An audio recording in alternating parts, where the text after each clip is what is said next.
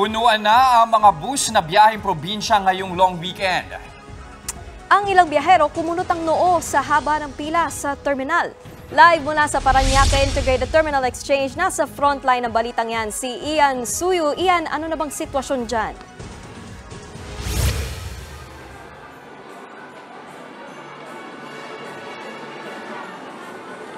Jess, Nikki, may ilang mga pasahero na medyo naiinis at nagrereklamo dahil daw sa usad na pagong na pila dito sa loob ng PTEX.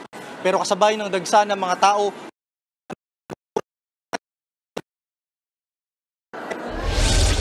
sa halip na manibela at ticket, plastic containers ang hawak ng mga driver at konduktor ng provincial buses sa PTEX kanina.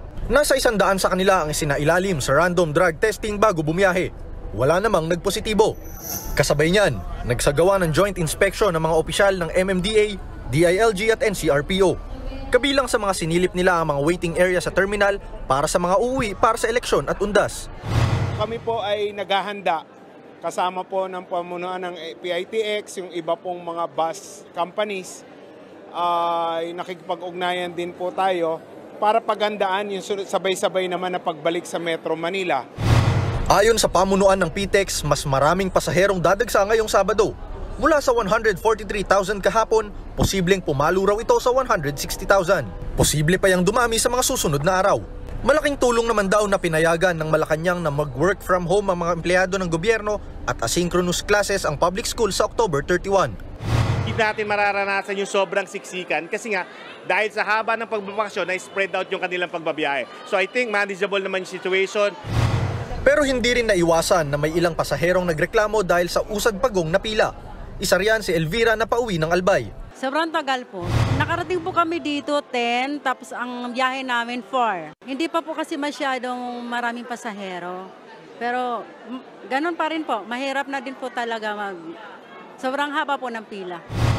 Sa bus terminal namang ito sa Pasay, punuan na rin ang mga biyaheng pa Batangas at Quezon. Pero hindi tulad sa PTEX, mas mabilis ang pila. Nagbibigay naman sila ng priority kapag may mga bata. Oo, hindi naman ganun kahirap. Mas maikli po yung pila kumpara kung Friday. Sa isang ordinaryong araw, kadalasan umaabot sa 30 minutes bago mapuno at umalis ang mga bus dito sa terminal sa Pasay.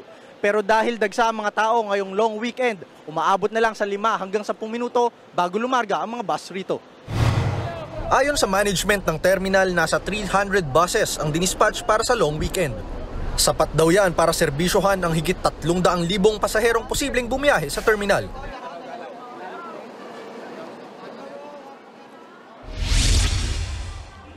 Jess, Nikki, as of 5:30 p.m., umabot na sa 111,000 ang mga pasahero at mga commuter na pumupunta dito sa PTEX.